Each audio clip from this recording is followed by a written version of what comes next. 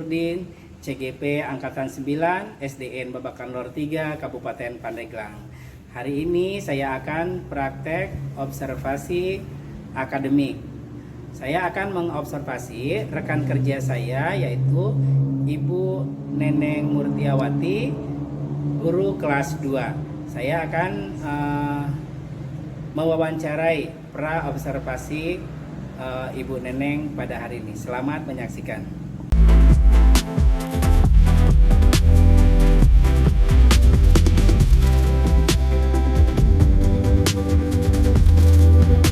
Assalamualaikum.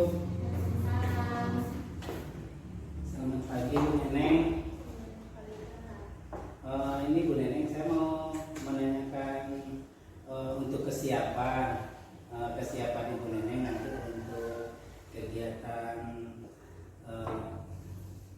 observasi pembelajaran di kelas 2. Nah, pada saat ini di percakapan observasi ini saya ingin menanyakan beberapa kesiapan Bu Neneng nanti untuk mengajar nanti di kelas. Kira-kira hari ini ada waktu untuk ngobrol sebentar? Boleh ya? Oke. Jadi ada beberapa pertanyaan nanti yang akan saya tanyakan berkaitan dengan kesiapan nanti Ibu nanti untuk mengajar di kelas, terutama untuk berhadapan dengan peserta didik, metode dan lain sebagainya yang akan disampaikan oleh Ibu. Nah, yang pertama di sini Ibu kan sudah menyiapkan nih beberapa persiapan untuk kegiatan pembelajaran dari RPP dan lain sebagainya. Nah, ada beberapa yang ingin saya tanyakan. Di antaranya yang pertama, apa tujuan pembelajaran yang ingin Ibu capai dalam kegiatan pembelajaran nanti di kelas? Yang kebetulan ada 3 tujuan pembelajaran yang akan dicapai, yaitu yang pertama, anak-anak agar bisa menentukan alat ukur untuk mengukur panjang benda dan menentukan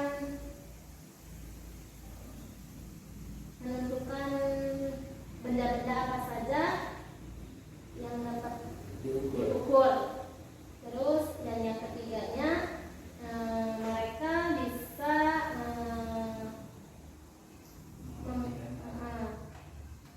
menekan penekanan kuat pada pola irama rendah dan panjang. Ya. Jadi ada 3 ya, Bu ya. Ya.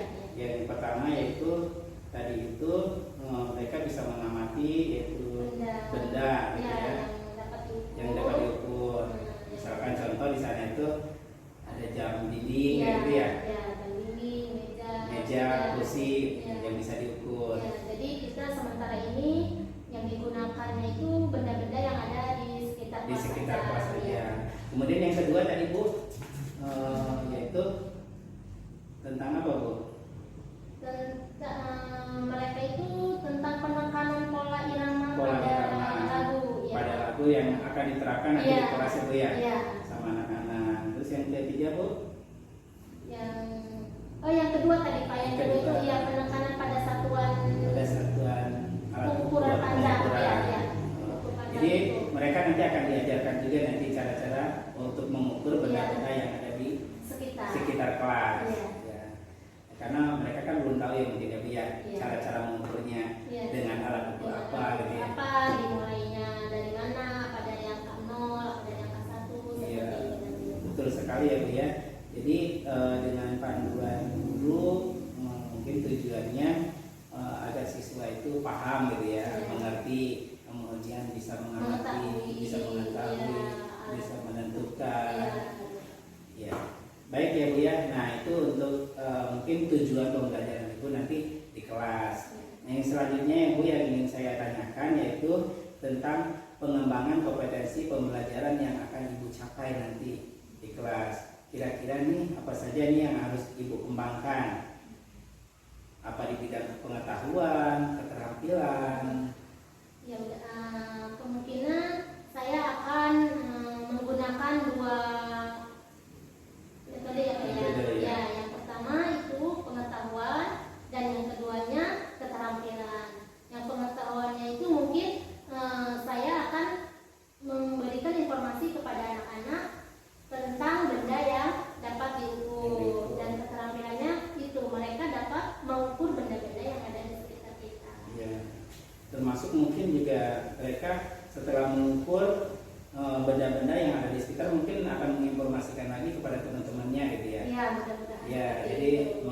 observasi, meneliti, Iya. kemudian disampaikan kembali gitu ya Bu ya.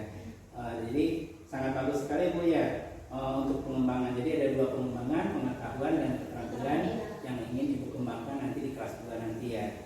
Sangat baik sekali Bu, itu luar biasa, bagus sekali.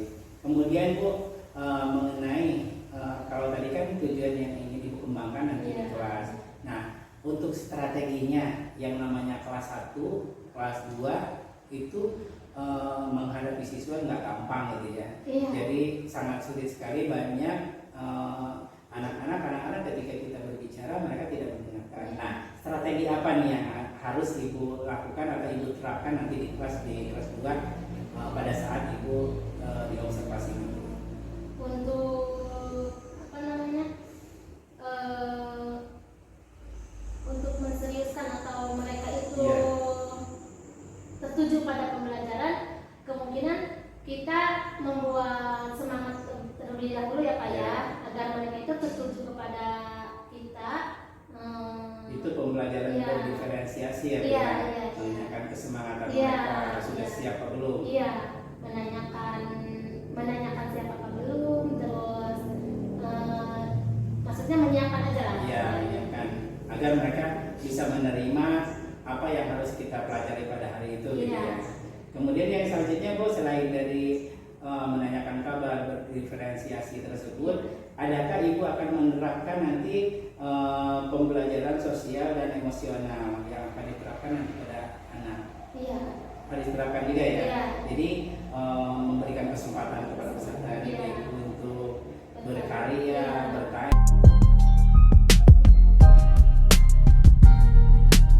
Assalamualaikum semuanya. Gimana kabarnya hari ini?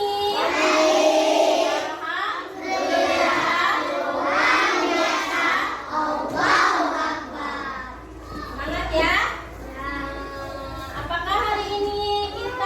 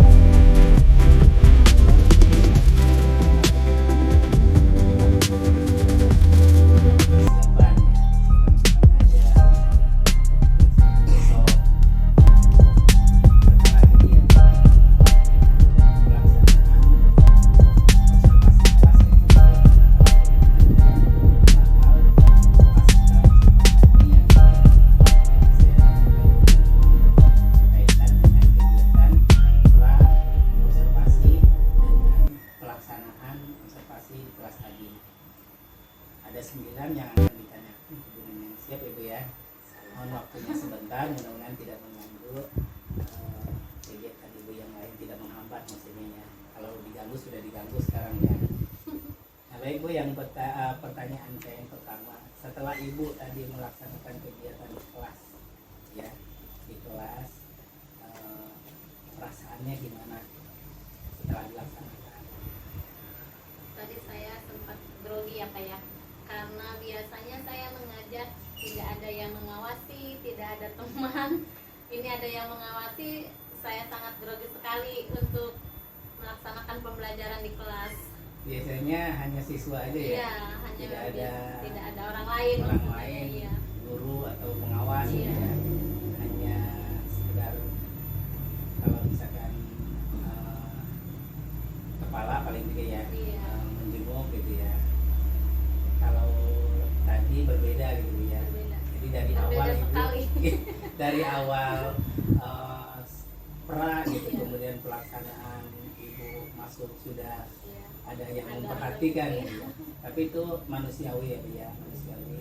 Semua orang juga pasti ketika ada orang yang memperhatikan pasti berubah gitu ya. Iya. Kebiasaan kita mungkin enjoy gitu ya. Tapi ketika ada orang lain yang memperhatikan pasti begitu gitu ya. Tapi setelah beberapa saat bagaimana perasaannya Bu?